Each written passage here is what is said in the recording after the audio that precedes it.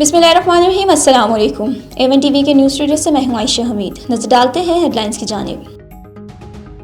Deputy commissioner Lahore ने तहरीक इंसाफ की 22 मार्च को मीनार पाकिस्तान पर जलसे की इजाज़त की दरख्वास्त मुस्तरद कर दी। लाहौर हाई कोर्ट ने PTI की दरख्वास्त निपटा दी। दरख्वास्त गुजार को डिप्टी कमिश्नर का फैसला चैलेंज करने की हिदायत। वफाक अफगानिस्तान के साथ सर्द महरी ने अमन समूताज किया। मुशीर इत्तलात KP बैरिस्टर सलीफ के तहत अफगानिस्तान के साथ खराब ताल्लुकात का बराह रास्त असर सूबे पर पड़ रहा है। हुकूमत की बद गवर्नेंस दहशतगर्दी के फरोग का सबब बन रही है। फैसलाबाद में FIA की कार्रवाई। यूनान कश्ती हादसे में मुलविस 2 इंसानी स्मगलर गिरफ्तार। मुलजिमान शहरियों को गैर कानूनी तरीके से यूनान, लीबिया और यूरोप भिजवाने में मुलविस और 2 साल से इश्तिहारी थे।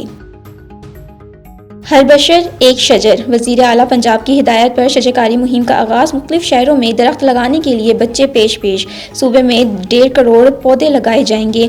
मस्जिद, दरबारों और भट्टों के गिर्द ग्रीन जोन बनाने का फैसला। हर पौधे की जियो ट्रैकिंग होगी। मरियम नवाज ने कहा, दरख्तों का वजूद माहौल, मईशत और शहरियों के लिए लाइफ लाइन है। माहौलियाती आलूदगी ख़त्म और आने वाली नस्लों को साफ सुथरा निज़ाम देने के लिए पुरअज़्म है।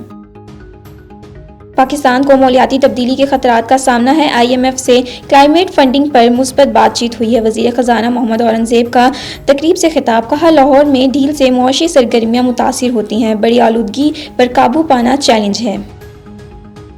A1 TV के न्यूज़ स्टूडियो से फिलवक्ता ही। मज़ीद खबरों और अपडेट्स के लिए देखते रहें A1 TV। A1 TV, सब पे नजर, अंदर की खबर।